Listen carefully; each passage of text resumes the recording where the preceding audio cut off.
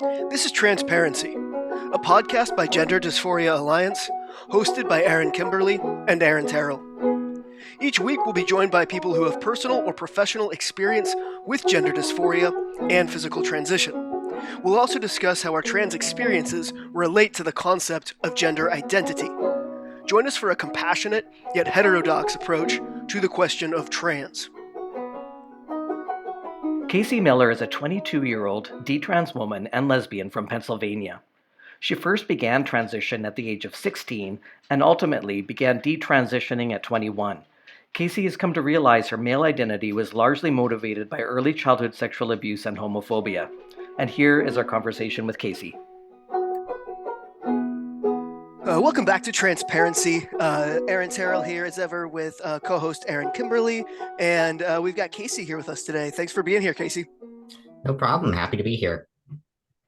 We were hoping you could just tell us kind of like your life trajectory, maybe a bit about your upbringing, and then kind of like the experience of gender dysphoria, what that was like for you, how young were you, when did that kind of get rolled into the trans.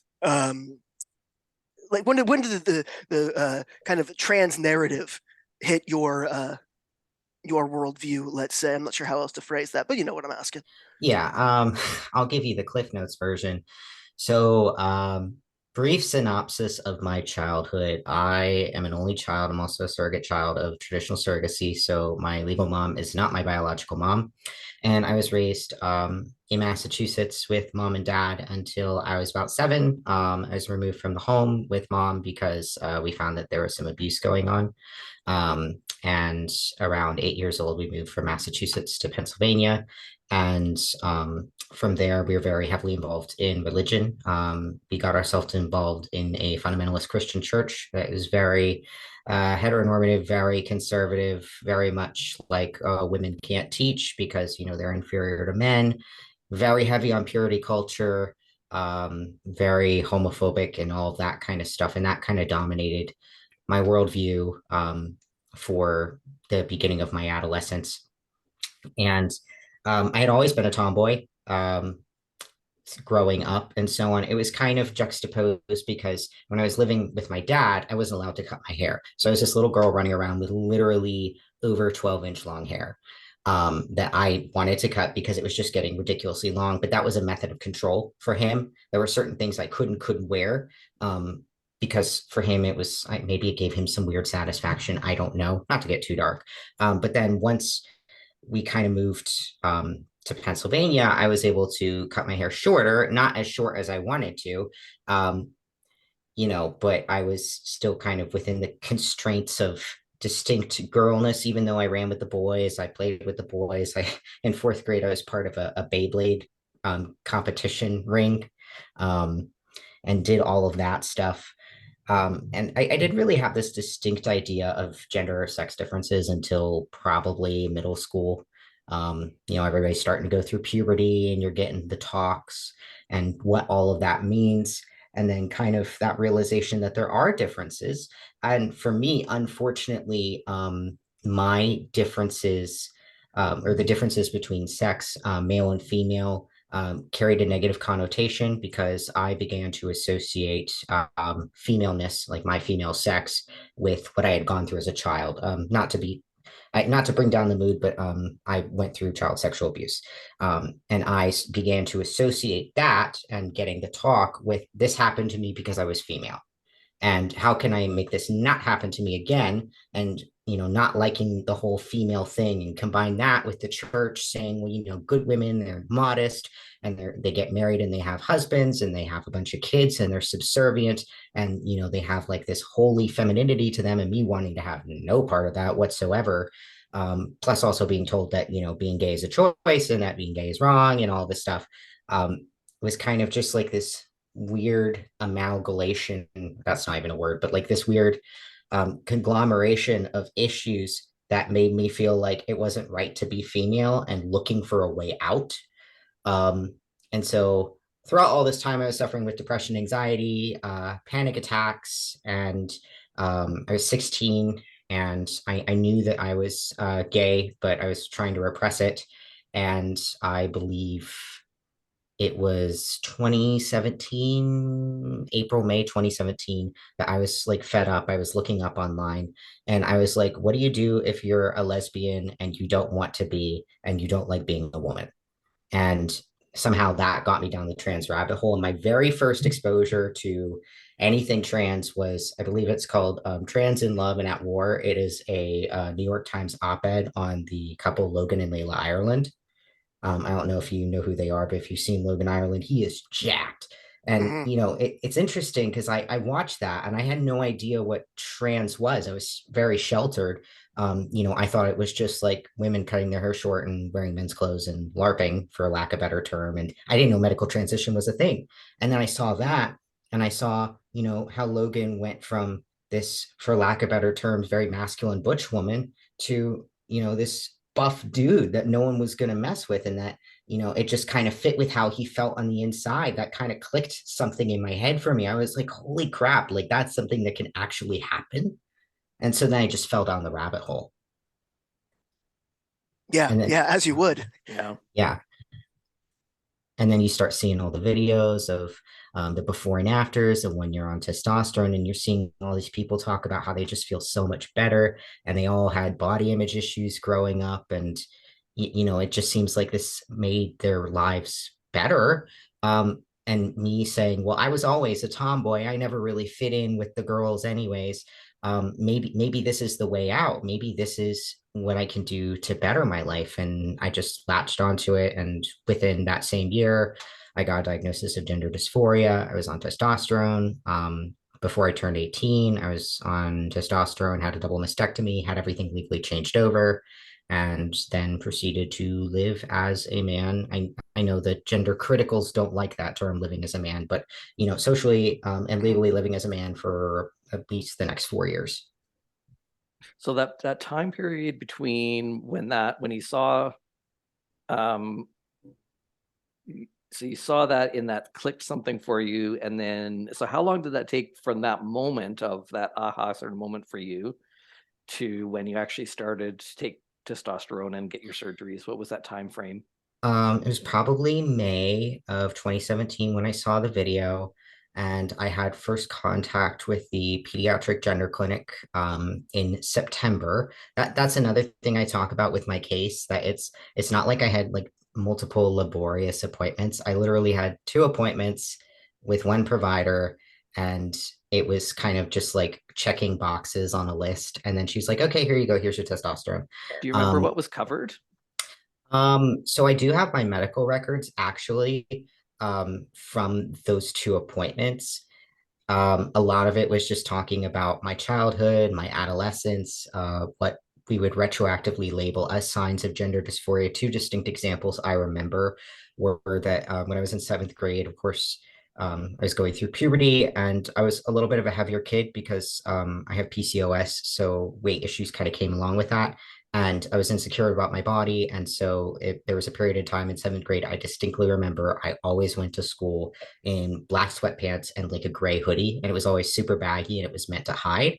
And that was retroactively um, referred to as gender dysphoria. Like I did that because I was gender dysphoric about my body because it was female, and that was my way to hide and be more gender neutral or male looking.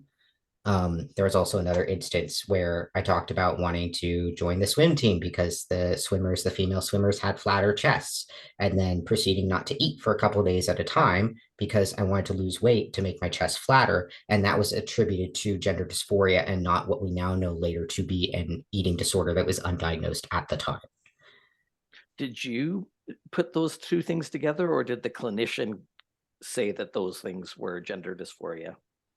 She stated that those were gender dysphoria.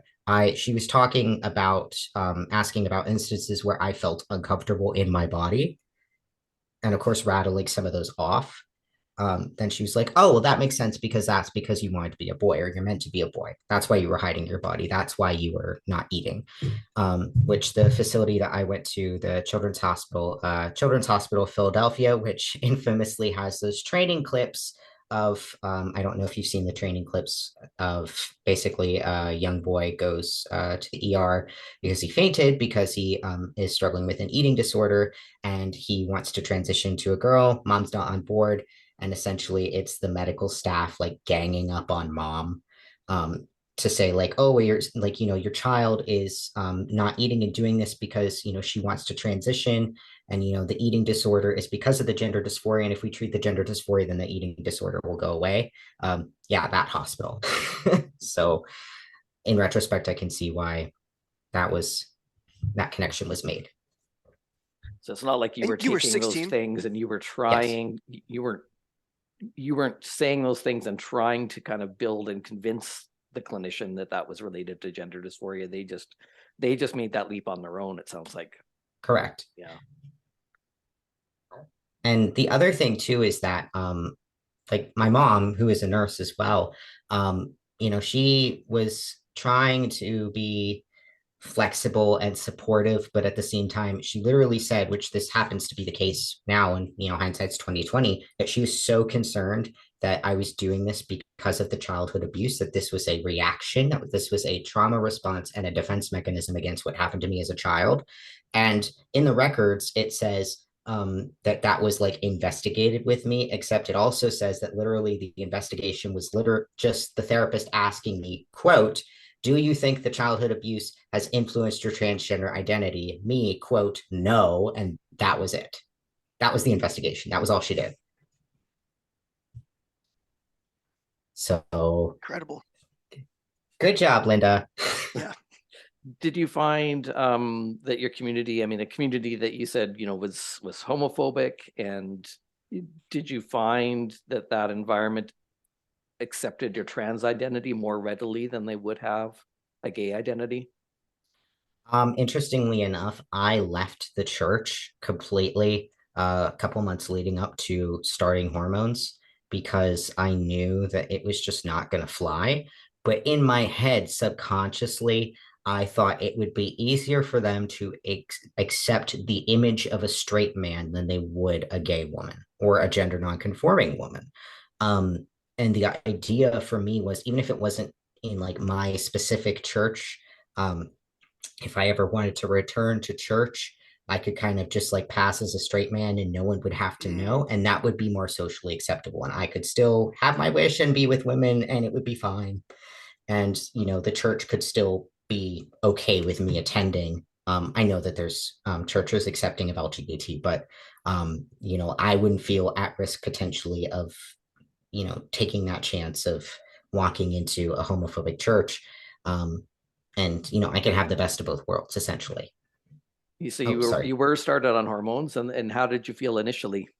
So I responded really quickly to hormones. I tapered up from like a starting dose to full dose, which for me was 100 milligrams weekly over the course of 10 months, which was a good thing. Instead of starting me at just like full dose right away every single week, bam. I think it was within the first week of like 50 milligrams that my voice began to drop. I noticed changes really quickly, and it was nice. It was fun because my body was changing in ways that I both perceived that I wanted to. Like my voice was a big insecurity for me, so it dropped, and that was really cool because I wanted it to drop. But then also getting stronger in the gym because I was starting to lift weights, and then just seeing your numbers shoot up is amazing. And I liked those aspects of it. There was also the acne. That was really bad, especially when I hit 10 months on testosterone. I mean, my face just exploded in acne. It was swollen. There was pustules. It was really bad. And I had to go to dermatology. Um, and like I was on oral antibiotics for several months, and they tried different ones and topical antibiotics and tretinoin. And eventually it kind of leveled out. But that was not the most gender affirming experience. I mean, maybe that is gender affirming because, some guys get really, really bad acne, but um, at first it was cool and I liked the changes. And especially later on, a couple years into my transition, I really got into like bodybuilding, weightlifting and stuff. Um, having, extra testosterone floating in your body is really nice for that. I never took anything about my dose, but it was really nice, and being able to constantly increase your numbers in the gym and, build muscle and build strength. That was all really fun. And, it's hard because like it did work for a while. I felt good for a while, but it's hard whether or not it's because it's exactly what I needed or because it was change, and like change was novel to me. I don't know. Well, it makes And I sense though. wonder Like if too you how had, much of it is feeling like you have this control over your body, right? Like you are injecting this thing that's doing what you want, dropping your voice, doing all these things, but there's an element of how much control you have over the situation as well, I would imagine. Absolutely. And especially because looking back at any of like my maladaptive behaviors over the years, everything that I have ever done is to try and maintain some semblance of control, because for such a long time I didn't have control in my life. I didn't have control when I was living with my dad. I didn't have control when I was going to church. I didn't have control because of, the depression and dealing with persistent suicidal ideation for years and years and years and years, sometimes on a daily basis. Like I felt like I was so out of control that this was something like, I can do this thing and I can elicit these specific changes in a direction I want them to, and in a way that I feel like is empowering me and making me physically stronger. Um, it's kind of a power trip, but it's affirming because it's something that I can, it's in my little sphere of control. well, especially if a lack of control meant that bad things were happening, right? I mean, if you felt safe within your family and felt, safe and affirmed and welcomed by your church, them having some control might not have been a horrible thing. I mean, parents do exercise control over their children, but it's meant to be a safety kind of control, not a harm kind of control. So it sounds like you maybe learn to equate a lack of control with harmful and bad things happening to you. So it would make sense then if now you're physically stronger and perceived by others as male, that it must have felt like a relief from those bad things aren't going to happen to me now.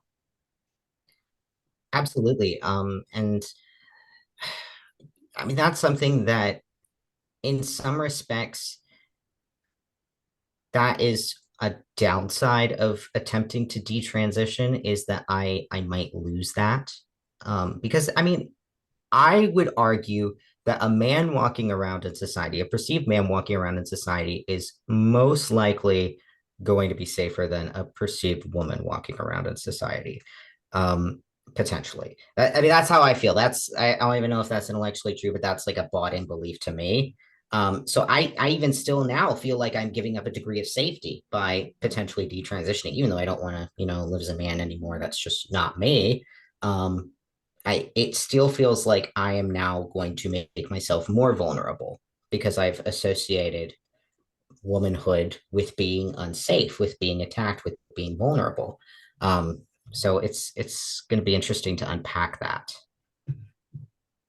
My experience has been, I think my experience has shifted. I think I initially maybe had that same perception as you, that being female and seen and recognized as female in the world made me unsafe in some way. But I actually find that I've encountered more situations appearing male, feeling unsafe around other males than I did before. I think males are more likely to be physically violent with other males.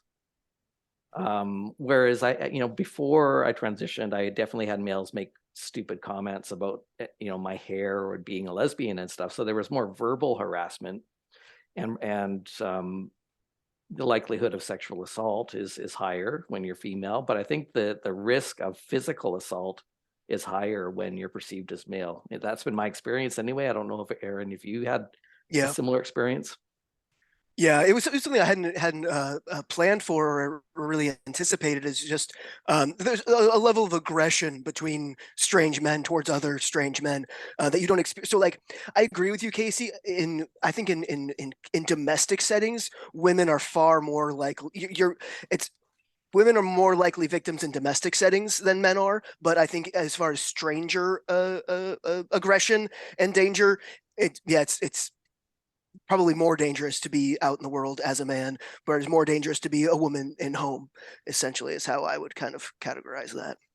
And that would explain why I didn't really encounter that too much because I didn't really go out into the world a lot. I mean, I did a little bit. Obviously, I've worked, I've gone to college, I've done stuff like that, but I haven't, been out. I've usually stayed pretty close and pretty local. So I haven't really experienced the greater world, if you will, as a man.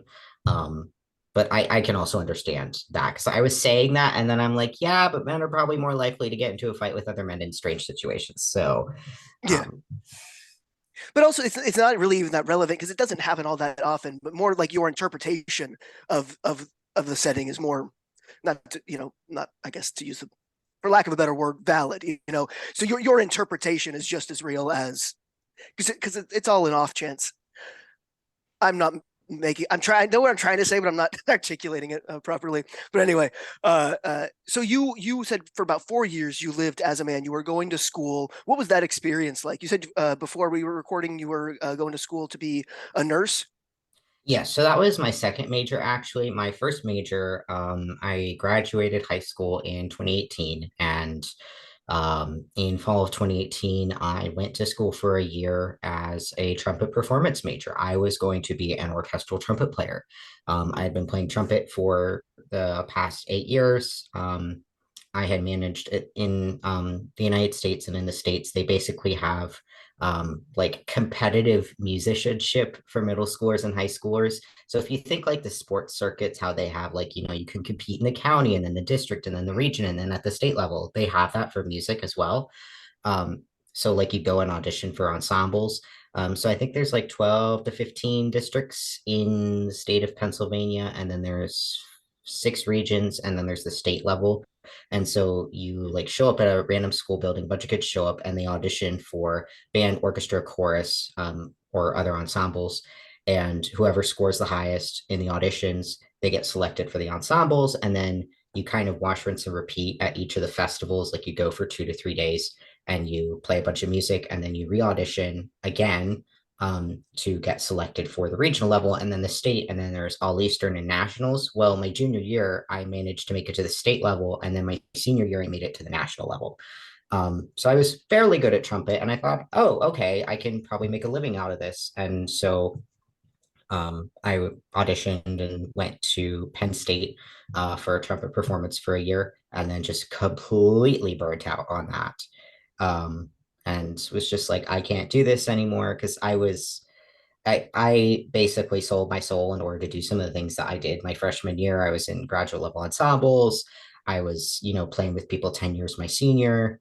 I was, scoring very high, like in juries, which are basically like our playing finals, except my mental health was so crappy and I just burnt myself out. And so I left, took some time off, and then in 2021 to 2022, I did half of a program of nursing school at a local community college. That's fun. Yeah, what was your experience of nursing school like? Um, well, I applied originally to start in spring of 2020 because they have like rolling admissions and they have programs that start in the spring and programs that start in the fall. But then I went into an outpatient eating disorder program in like late fall of 2019 and was just like, this is not a good time for me to be in nursing school right now. I had the prereqs, but I'm like, I'm pulling back, which was fortuitous timing because COVID happened in spring of 2020. And like they basically just went completely virtual and everything shut down. And then people were trying to test for the NCLEX, which is like our national licensing exam for RNs. And no one was able to. So then, RNs are getting sick in the hospital, but then, these new grad nurses don't have, like, can't take the NCLEX because the NCLEX is closed. And then it was just like this whole mess. And then was going to start in fall of 2020, but then they told us that nursing school is going to be completely through Zoom. And I was like, heck no, I'm going to wait a year. And then I started in fall of 2021, mostly back in person. And that was fine. I liked it. It was really hard. I dropped for 2 reasons after the first year. One, I managed to get POTS somehow. postural orthostatic tachycardia syndrome. And it really hit me like late into my first semester and then the entirety of my second semester when we were starting to do clinicals and clinical rotations on the floor. And like I was struggling to get through a 6 hour clinical with one patient because I kept wanting to pass out no matter what I did, trying to manage my fluid intake, trying to, eat more salts and drink more water. And I, would go home and just completely pass out. And I was barely passing classes because I was so tired all the time and I didn't know why. And cardiologists were saying, oh, it's normal. But I had like a resting heart rate of 130 BPM, like sitting in a chair. That's not normal, but apparently it was to them. So health wise, I was not up to snuff, and I was like, I can't work on the floor. Like I can't do this. I can barely handle one patient with a teacher. How can I handle six? But also kind of just seeing how nurses are treated in the local healthcare systems and hearing their experiences, especially over the past couple of years with COVID, and seeing the acuity of patients go up and dealing with equipment shortages, employee shortages, travel nurses in and out. I didn't really get the vibe that it was a great environment to work in. So I decided to take a step back. How has your health been since then? So interestingly enough, it kind of got a little bit better in May of 2022 after I stopped the semester. And then I was working as a patient care technician at one of the hospitals I did clinicals at, and that was fine. And then all of a sudden in June, it just tanked and I was completely housebound. Like I could barely get up out of bed and do stuff because I was so lightheaded. I was just so tired. And so from like June, July. I think I worked with physical therapy in August. I was finally starting to gain back some stamina, but like going to a grocery store for and doing 10 minutes worth of shopping was like really hard for me. So that kind of limited what I was able to do. And so I was slowly building up stamina. It was kind of rocky. I was taking methylphenidate, which is Ritalin fast acting that was prescribed by a cardiologist to help with the chronic fatigue, drinking an obscene amount of caffeine, water, so all of the treatment modalities that they talk about for POTS. And then I was doing intensive outpatient therapy in November. And after the first week of it, like a mental switch just like flipped for me. And I felt like mentally better because I don't know how or why, but like after the first week, some mental switch flipped and I've been pretty okay physically since. I can't explain why. I'm fine now. Well, good. Yeah, Yeah, it's I'll great that take you're it. I'm feeling not. better. Yeah. And now I won't have primary care doctors yelling at me about taking Ritalin because that was a big point of contention as well. Because they would always see that and be like, really? Like, why are you taking a stimulant? Like, you need to get off this. What can we do to get you off of this? And I'm like, I need this in order to survive, but now I don't. So it's one less thing I can get haggled for. So you recently you kind of came into our purview when you Yeah. kind of went a little bit viral in some positive and some negative ways. Uh, Um, you said you'd kind of got into the conversation. You were saying you wanted to be kind of an ally for detransitioners. You were seeing how many of them were coming forward and kind of like how the trans community was treating them. And you initially wanted to get in the conversation as a DTrans ally, but do you want to tell us kind of where that went from there? So, originally, my reason for entering Twitter at the time when I entered Twitter, I was, still identifying with, being a trans man and kind of feeling somewhat secure in my identity. And by that, I mean, I had been questioning things for months, but I was kind of pushing it off. Um, Mm, but what really drove me to want to like build allyship and start speaking about these things was I read WPATH Standards of Care 8 and I looked at it and I'm like, this is, am I allowed to swear or no? yes. This is like batshit. Like, what am I reading? And, reading like, okay, these are the clinical standards, but at the end of the day, it's within the clinician's professional discretion to make a decision. And I'm like, so basically, that's just null and void. And it just reading through it, and my brain was just on fire and comparing it to SOC7. And I'm like, this is insane. Like, I get, that kind of just drove me over the edge. Um, and reading the detransitioners cases and so on, and reading how quickly they were pushed through, especially like in the pediatric model, some in the adult model, but it was mainly like the pediatric and adolescent patients that I'm like, wow, like this was not Hmm. evidence-based care at all. They were literally, it's just like, yep, this is who you are, here you go, without realizing that that's exactly what happened to me. Just kind of looking and seeing that, but also I was on track to switch over to social work as a major. So I wanted to be a licensed social worker and work in that regard and work in case management. And so, of course, seeing all of this, I'm just like, there was like, where were the case managers? Like, where were, all of this is just, it set my brain on fire. So that's kind of what motivated me to go on Twitter and then talking with people and reading stories. And then, like, wait, I only had like 2 appointments with a therapist. And I've been having these weird thoughts in my head of like, what if you'd want to go back? Or I'd make offhand comments that's like, it's lucky I don't regret my transition, because if I did, I'd be screwed. Ha ha ha. Um, and so then it kind of switched to, well, I've transitioned. I'm not detransitioning because I don't think I can detransition, because look at me. And then people, of course, they were just like, oh, it's fine. You can detransition. You're a beautiful woman. Like they don't know what I look like.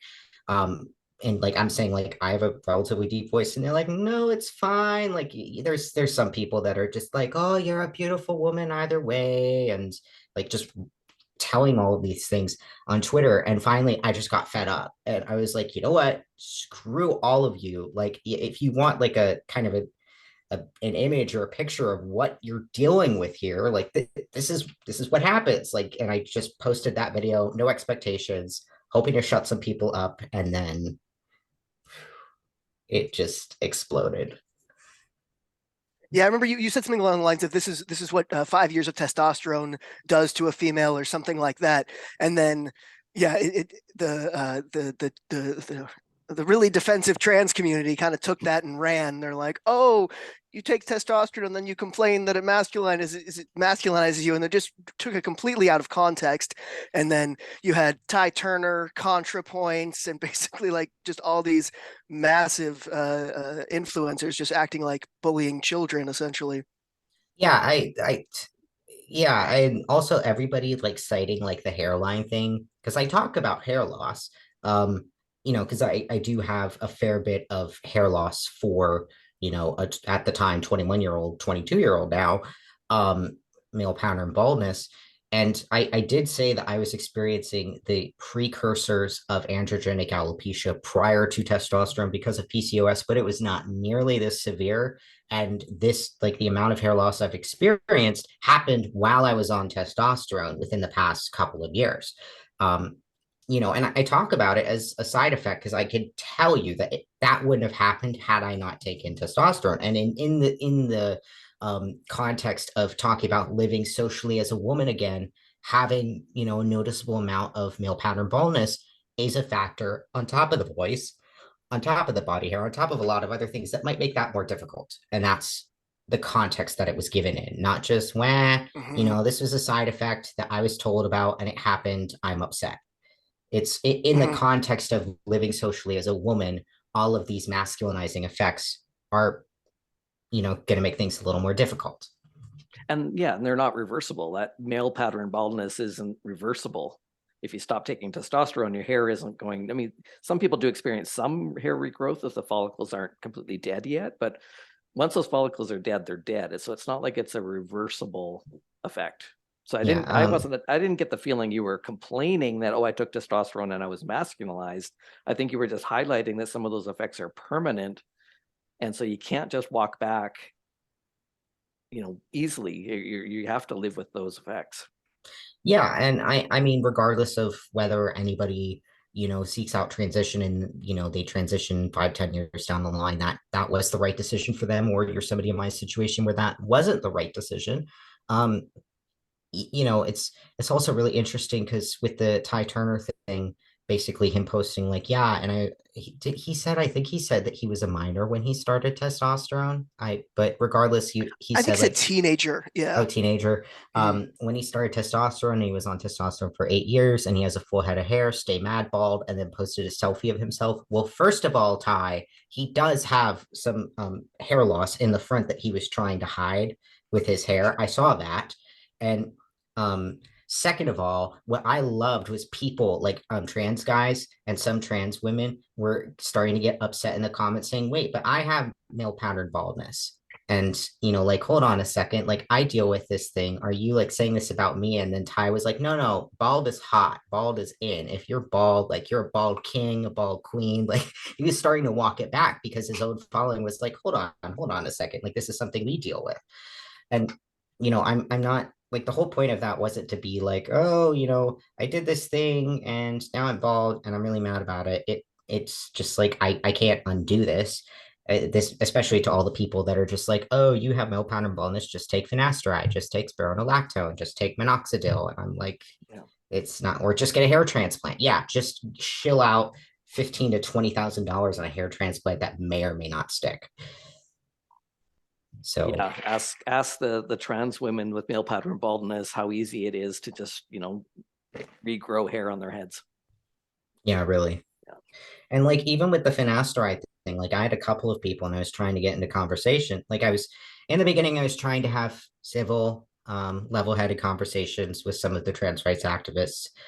My mistake. I realized the error in my ways a little bit now, because that discourse just did not stay civil. But people were like, well, if you're complaining so much, like what's stopping you from taking finasteride? And it's like, I guess there probably is clinical trials of finasteride in women, specifically for either male pattern baldness or female pattern baldness. But from what little time I spent in nursing school, finasteride is a medication for benign prostatic hyperplasia that inhibits THT. It's meant for men. And I specifically learned that, at least with pregnant women, you're not supposed to handle it. And then in some labels, it says no women should handle finasteride or 5-alpha reductase inhibitors. So yeah, I'm going to take that for life to deal with my hair loss. Yes, that is, I'm having a side effect from one drug. Okay, just take another drug. Okay, just take another drug. And then it just piles up on top of each other. And what if I don't want to take more drugs? The solution shouldn't be, oh, you're having this issue, here's a pill. And then that was just like, oh, you're just mad at medicine. And I'm like, Mhm. okay, this is not going anywhere. And it wasn't really speaking to your original point. As Aaron said earlier, there's some important context missing in how they interpreted what you were saying. You weren't saying that bald is an awful thing for all people and there's nothing you can do about it. That wasn't your point. I mean, your point was these are the effects that have happened to your body, some of which isn't reversible. Yeah, Because yeah, correct. addressing the people who were basically saying, "Oh yeah, you're a beautiful young woman, just detransition," which not that that isn't true, but it's like you were saying, look at this, like you were addressing that audience, and Yeah. yeah, it was taken well out of hand. Well, yeah, and like the biggest thing, like I'm not on TikTok, but I know some people that are on TikTok that would show me some of the videos. And one person made a compilation of, apparently, I don't know who started this, but apparently the tagline for me was, oh, that bald detransitioner is just mad that he didn't turn into an uwu anime boy. Like I don't know where that came from. Like, why? Well, you I know didn't where that ever. comes from because some people are transitioning in order to be an avatar boy. I I Why would they assume that you were unhappy that you didn't achieve that unless some people are transitioning for that reason? yeah, but see, it's interesting because I was never like on Tumblr or anything, and I didn't really have like a local LGBT community. Wherever I went, except I went to Philly Trans Wellness Conference in 2019, I have always been the only trans person in the room that I knew of, at least. Or maybe there was, Hmm. some stealth people that weren't out and so on, but I have always been the only one of me ever, anywhere, period, even in like LGBT spaces locally, which I didn't even frequent. So, and I live in a fairly conservative area. So for most of that, um, I was stealth. But even in like the gay people that I knew, no one was like deeply entrenched in Tumblr. Nobody was deeply entrenched in these online, queer communities. where like so I wasn't even aware that this was something that was happening, kind of like before I hopped on Twitter and seeing stuff on Instagram and stuff. I'm like, oh, they're not like teaching like queer theory in schools like that, like they're just making this stuff up. Like, no one's like transitioning in middle school because they saw stuff online. Like that's ridiculous. I was a skeptic because that was not my experience. Like I had to fight my school just to even let me use my new name, which finally I said was a domestic violence issue, which is true. I changed my stuff legally, and even so, I only went by my initials. I didn't even go by a new name. I went by my initials, but that was a fight.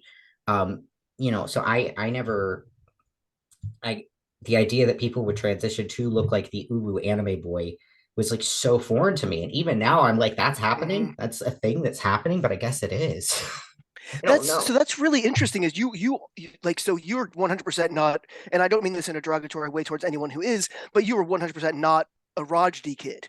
You came upon this out of, I mean, yes, you found it online, but I mean that we find everything online now. But it wasn't like you were externally influenced into a trans identity by your social sphere and by No. stuff that was inundating you online, like most of the younger FTMs are. Is you It was very much like a pragmatic solution that you sought out yourself.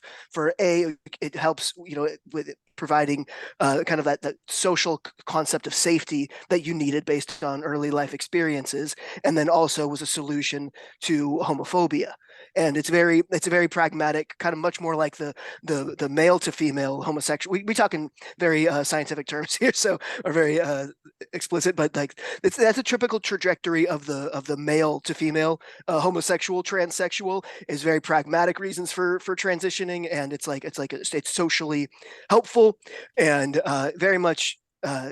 It's just interesting that your trajectory much more followed that than most of your sex and age cohort, which is much more about the ideology and the social influences and whatnot. So that is interesting. Yeah, and that's one thing that I find as well is that specifically with like some of the older detransition community, like late 20s, early mid 30s, a lot of like the homosexual women, detrans lesbian community, I for lack of a better term, identify with their trajectory a lot more than I do my own age group. Because for me, I had to fight my environment. I made my life Mhm. substantially harder in order to transition. And I got harassed, I got bullied. I eventually had to stop using the bathroom altogether during my senior year because the girls were getting uncomfortable with the changes I was experiencing on testosterone. I was in this weird in between phase. So it really disrupted a lot of stuff in my life and in my school environment in order to physically and socially transition. And I received very little support while I was doing it. And even while I was in college, um, like I had a friend that she said she was understanding and I was supposed to go off to college as stealth. In retrospect, I was not passing it. I thought I was passing it. So that I thought, oh, this is my opportunity to just go off and be a dude in college. And then she just proceeded to out me to everybody in the School of Music before I got there. I'm like, thank you. Plot twist, she's non-binary now. So thank you for doing that for me. But everybody knew anyways, because looking back, I'm like, yeah, I still looked like a girl with a haircut, with a buzz cut, or like with a undercut. Um, Gosh, where was I going with that? For you, I just Oh wanted to yeah. ask in terms of timeline stuff. I just wanted to ask, so because we said, when you first started the hormones and stuff, you were initially excited about it, and then it sounds like eventually that excitement started to be, the bricks started to come out of the wall. That started to fall apart. So how long did that take to go from that period of excitement to starting to feel like, I don't know if this was entirely what I thought I was signing up for? Um, well, I think starting in like 2019, I started to have some doubts of like, is this exactly what I wanted, or was this what I was expecting to happen? But I wasn't really grappling with the side effects and the permanent effects of testosterone and what that would have. Um, like how that would impact my life either way until 2022, really. Um, it's interesting because even in like 2019, I was really seriously looking into bottom surgery. So at that time in 20 mid 2018, summer 2018, I had a double mastectomy. And then like a few months later, I went off to college and so on. And at that time, I was watching more YouTube and all of that stuff. And there was kind of a movement of like trans medicalists also talking about like, in order to be like true trans and like valid FTM, you need to have all the dysphoria. And so that included having bottom dysphoria, which I never had. Um, and also like I was never in any sexual relationships in high school or college. And I never planned to. So for me, like that was kind of just like it was a non-issue. It didn't really matter to me. I didn't have an issue with sitting down to pee. That was like never a big thing for me. But because I was starting to get entrenched in these like trans medicalist spaces, some of which were like you need to have all the dysphoria, including bottom dysphoria, and slowly becoming obsessed over this, I thought that like in order to be like true trans, fully trans, I need to have bottom surgery. So I started looking into that and I slowly kind of convinced myself I had bottom dysphoria and it bothered me, but I'm not sure if it bothered me because I was trying to alleviate that dysphoria that wasn't there and that was making me uncomfortable or what have you. But then also in thinking about all of that, I was like, hold on, is this what I wanted to sign up for? Is this what I was expecting? But of course, my not trademark, but like my classic thing is I don't have time for these feelings, cram them down and they'll kind of rear its ugly head later and I'll deal with it then, which I proceed to do for the next few years. Just in general, too, also with mental health, depression, anxiety, childhood trauma, it kind of pops up and I'm like, yeah, I don't have time for that. Just go away. When the trans identity started to unravel, did that start to like knowing all the emotions and the history that that fed into your decision to transition? When the transition itself started to unravel, did you start to struggle again with some of those childhood memories and emotions? Um, well, it all kind of unraveled uh in October, early November. Well, it was like late October that it was really hitting me. That, I had been telling myself, oh, I transitioned because I'm trans, because I have a male brain, and because, this is just who I am. But then when I finally was able to step back and be like, okay, some people transition for reasons other than being trans or having gender dysphoria that would be helped by transition. Let's look at your case.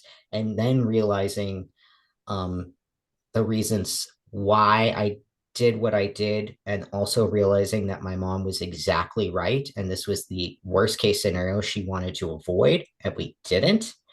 Um, and then really realizing, and this is, and I don't think she knows this, but I transitioned in part because of her homophobia as well, Mm, because she did not want a lesbian daughter at all. Um, and I thought it would make me more presentable in her eyes if I was straight, because that was a really big point of contention between us. A few months before I had like found the trans space and so on, I admitted myself into inpatient psychiatric care, Christmas of 2016, and the cause of that mental health crisis was my mom found out I was in a relationship with a girl, and she flipped her shit big time. And it was this really big thing. And she was going to cut me off from everything. You're losing your phone. You're losing your computer. I can't trust you. I can't believe you would do this to us. This is wrong. This is immoral. Like I was talking to somebody. It wasn't like we were, being promiscuous or anything. It was purely emotional, but it was such a big deal. And I was already dealing with depression. And finally, I spiraled so far that I'm like, if I don't get put in an inpatient facility, I'm going to do something, like I'm gonna attempt suicide if we don't put me somewhere safe. And then from there, that just started the gears turning of, okay, being a gay woman is unacceptable. How do I make myself more acceptable?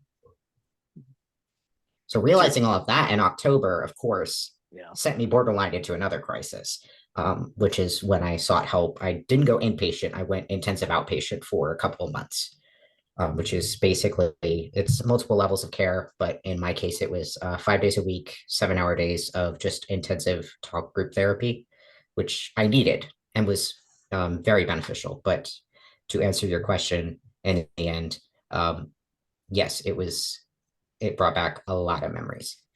I'm curious how when you sought that help, how they talked about or sort of, I don't know, how did they manage the trans issue in a way that was helpful for you? Um, so it's interesting because at first they were kind of just like we've never really dealt with this before, but we can try our best. Um, well, it's also it was convenient because the facility that I went for intensive outpatient is where I went inpatient years before, and I was in regular adolescent outpatient therapy up until 2021 when, not joking, my therapist literally quit with a week's notice to flip houses with her boyfriend in South Carolina. So she just like vanished. And then my NP, my psych NP, who was managing my meds, went on maternity leave and they didn't find a replacement. So, like, within 2 weeks, my entire treatment team had just dissolved. So I stopped. And then, of course, I had the mental breakdown. So I had to go back and seek treatment again. So they already had all my records from when I was originally first inpatient, including caring for me. Um, throughout the course of most of my transition, not transition related. They were never involved in like the transgender diagnosis or like the gender dysphoria diagnosis, but that was noted in the progress of my transition was noted in their records. So they did have that and they were able to look at that. That was easier for them. Uh, but at the same time, at first they were like, we have no idea what we're doing. We're just kind of we're going to wing it. But then eventually they were very open with me kind of bouncing ideas off of them. And then when I was like, I think I did this as a trauma response, I laid it out very simply. I think I did this as a trauma response because of the child's sexual abuse and because of the fact that I was gay. And them being trauma therapists, they're like, oh, yeah, that makes sense. And then, okay, how can we build a treatment plan from here? So I'm very surprised. They have received it very well, and I've found it pretty easy to work with them in regards to that. That's good. So it sounds like they just sort of held some neutral space for you to unpack things for yourself and draw some conclusions, and didn't try to, disagree with the connections that you were making or push you in any other direction. Yeah, and if I presented like a certain idea, maybe they would challenge it with like a different perspective, or I'm listening to you tell these things, like say this stuff and like tell your story, and you're saying that this is your interpretation. Well, might I offer maybe a different interpretation of things? There's a little bit of challenging on that, but also they've been very cautious as well. Just like in general with all of my care there, I've been extremely oppressed and frankly very lucky to end up at a really good facility and with a very good treatment team that has been cautious and rigorous and is listening to me and collaborative rather than um, like talking down or making decisions without me or any of that stuff. What's your relationship with your mom like now? It's interesting. I live at home still, so and I've lived at home for most of the time that I've not been in college. Yeah, the goal is to move out this year because I'm 22. I'm going crazy. It's it's interesting because I'm trying to create that space for myself and I'm trying to create my own identity and who I am, without going like full off the deep end. Because essentially, like growing up as a kid, like I was the hardcore fundamentalist Christian. That was my identity. And then like I left the church and then I dove like headfirst into like the trans stuff and also like being a musician and just losing myself to a bunch of other things. Like I want to, build a life as me and not just like the things that I do. Um, but it's hard when you're dealing with somebody that was kind of, for lack of a better term, is still supportive of the transition that you're trying to roll back, if you will, because she's very much like, oh, well, you always were stereotypically more male than female. This makes more sense. And are you sure people are going to take you seriously as a woman? Like, wouldn't it just be easier for you to stay as a dude? And oh, you looked good as a dude. You didn't look great as a woman, but you look good as a dude. So kind of living with that and some of the feedback, and also she does not like the fact that I am talking about this. Um, Mm. like in a video format. I mean, ultimately it's a safety concern. Like she's concerned that like people are gonna, hunt me down and stuff like that, which I understand. Like people know the state I'm in, they don't know the area I'm in. And Miller is not my real last name. That was on purpose. So people don't find me. But she's really concerned that I am putting my face out there and talking about this verbally. Um, so, she's like, well, why are you talking upstairs? Oh, well, I'm doing an interview. I'm like doing a Twitter space. I'm doing something. And she's like, really? Again, like, just make sure that, your identity is concealed and I don't like it. So it is causing a rift as well. How is she with you being a lesbian now? Is that still an issue or? It was an issue at first, but ultimately she finally just said, like, I just want you to be happy. And at the end of the day, it doesn't really matter what I want. Um, because interestingly, like we both left religion. Like she was raised like pretty conservative Christian, raised in Western Pennsylvania, which we jokingly call that Trumper territory. So that's kind of the area that she grew up in, and in the church that we were in, of course, they kind of agreed with throwing the gays off of the buildings. That's where they stood with the homosexuals. And she very much was like, I've had homosexual coworkers and like they're fine, but my daughter's not going to be a lesbian. That's not going to happen. And now I think she understands that I'm not just doing it for shits. Like I'm not doing it to spite her. And I'm if a relationship happens and it happens to be with a woman, I've told her like you're just gonna deal. You're just gonna have to deal because I'm not gonna hide it anymore. And she's like, if that's what will make you happy, I just want you to be happy. You said something interesting before we hit record. You said something really interesting about medical records. I wonder if you can just kind of explain one of your observations about your medical records. So originally, when I started with the intensive outpatient program, I was identified in my medical records as a female to male transgender individual, and I remember seeing that. And then, in order to continue with regular outpatient services, because there is an outpatient DBT program that my treatment team wanted me to do that's a year long. But in order to do that, I have to be with a primary care provider in the same healthcare system. So I had to switch primary care providers, which is fine because I've had not so great experiences in the past year with primary care. So I was willing to switch. That was fine. Had my intake with primary care in late December, and I was meeting with the nurse practitioner. She was a little confused, but it was fine. She thought I was like male to female at first, like I was, a biological man and I want to transition to woman. And, then we straightened that up and so on. But then we're doing discharge paperwork like last week, and I'm looking over my therapist's shoulder because we're going through relevant diagnoses, or like in Epic, which is the electronic medical records software that my healthcare system uses. Uh, I was looking over at the problem list, which is just like the list of diagnoses, and I see male to female transgender individual. And I'm like, hold on a second, what? And I'm like, well, how did that get in there? And we looked, I'm like, Tim, like, what is this? And he looks, he's like, oh, male to female transgender individual. That's not you, right? I'm like, no, I'm a biological woman. How'd that get in there? Um, and he was looking, he's like, well, I can't change it, so I don't know what to do about that. So we made a note of it. And then I was logging in for like a telehealth appointment for the outpatient intake, and I saw that it was added from my primary care. So I've talked to two other practitioners. Neither one of them can change it. So now I'm just a male to female transgender individual. I'm a trans woman now, according to my healthcare system.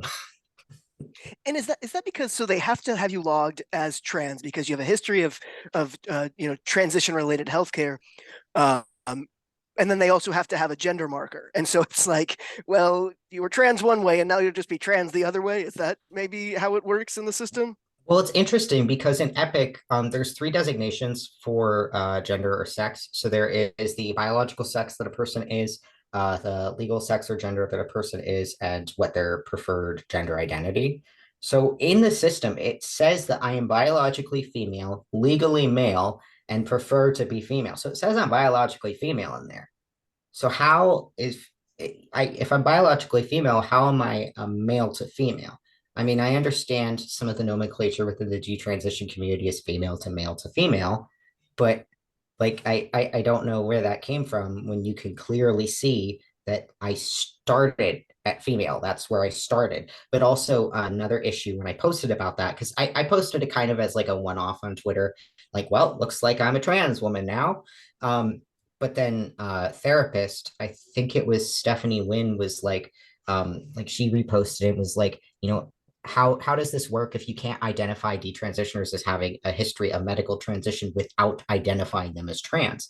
And to investigate that, I could look at like applicable diagnoses in like the portal when I was signing in, and I could like suggest a change. And the only way to, yeah, she was right, the only way to indicate that I have a history of medical transition is to self-identify as transgender.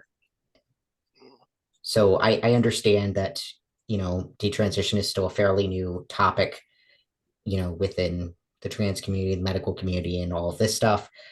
So it's going to take a while for the health system, like the healthcare systems and the EMRs to kind of keep up. But at the same time, it's like, okay, well then how am I identified in the system? Do I stay as a male to female? Do I click the identification? The closest one I could find was transgender with a history of gender affirming care, because there's like at least 12 different options, like transgender with a history of sexual reassignment surgery. Well, I haven't had SRS. I've had surgery, but I haven't had, bottom surgery. Like, what is considered SRS? What is considered gender affirming surgery? Or, there was just so many different things, but all of it was with the stipulation that the person is still trans identifying.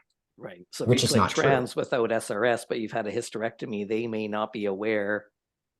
Like if you didn't select the SRS option, but had the hysterectomy, they might not be aware then that you've had the hysterectomy. They just, depending on how they're defining SRS.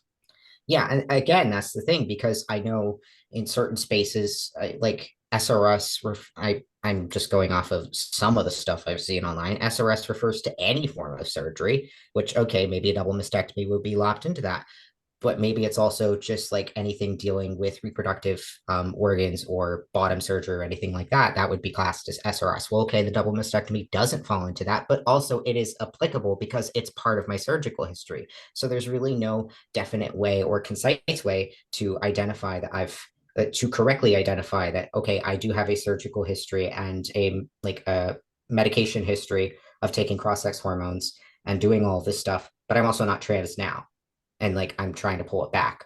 There's no way to do that concisely. The closest thing we could figure out was trans with a history of gender affirming surgery, and then in the notes saying like detransitioning. But also it's not something that you can see at a first glance. So if somebody's just looking through before going into an appointment with you and like looking through the problem list, okay, this, that, the other thing, trans with history of surgery, got it. But then they walk in and we have to have this conversation. Yeah, unless there's something pointing people to that specific note. Yeah, I agree. Like over time, that note's just going to be buried in your health record somewhere with no reference for anyone to go looking for it. Yeah. I mean, certainly I think that's um, something that I would like to see Epic potentially change, but at the same time, I also understand that that's a relatively benign issue compared to a lot of other things that detransitioners deal with in terms of seeking healthcare. Fortunately, I have not had the experience of being turned away by healthcare providers, but there are some people on Twitter that have stated that they have tried to be seen by endocrinology, OBGYN, surgeons, potentially for revisions with complications regarding surgery, and they've been turned away or denied care. I haven't experienced that so far. But okay, I'm identified as a trans woman in the system, but I'm still getting care, and it's still pretty good care according to me. And they're listening to me, and we're taking our time and doing our due diligence. I'm pretty happy with that. I'll take being identified as a trans woman in their system over not receiving care at all. You're right, though, that is going to have to be addressed, as more and more people do detransition, as a lot of us are anticipating. That is something that designers of the EMRs are going to need to look at to make sure that that's captured and make sure that a person's whole health history is accessible. Yeah, because Epic has accommodated for certain things, at least like on the inpatient side. Okay, so they've accommodated for somebody's legal gender, their birth sex, and their preferred gender identity, but also like for lack of a better term, like a reproductive organs survey. So it kind of goes through the list like, okay, this person is biologically male. And, most of the time they don't like fill this out, but like there are some cases where it would be valid to fill it out. Like, okay, do they have like all of their reproductive organs? What do they have? What don't they have? That they've accommodated for that at least.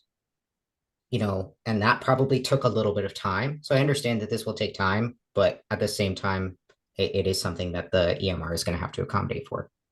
And the newer language of how you see the trans activists trying to grapple with detransition, and you see them trying to write it into the trans narrative in a way that doesn't threaten or compromise the gender ideology. So they're talking about it a lot more in terms of this gender journey, that you can just, depending on your feelings, you can become this gender, and then you can become this gender, and then it's fluid, and you can swing back and forth as though that's effortless and seamless.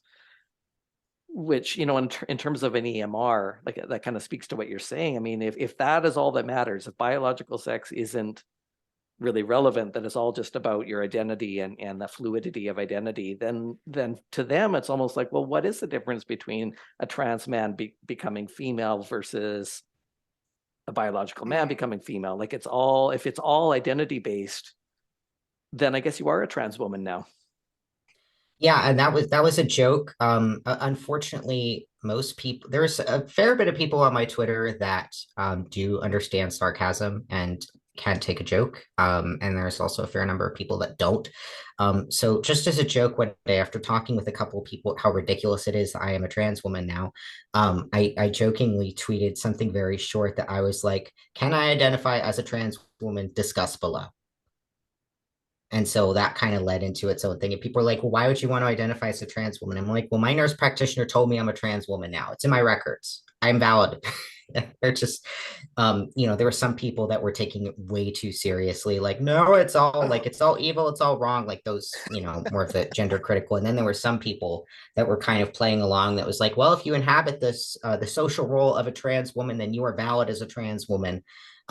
Which also kind of dovetails because I do have well, I don't know if you've had Michelle from Canada. I don't. Yeah.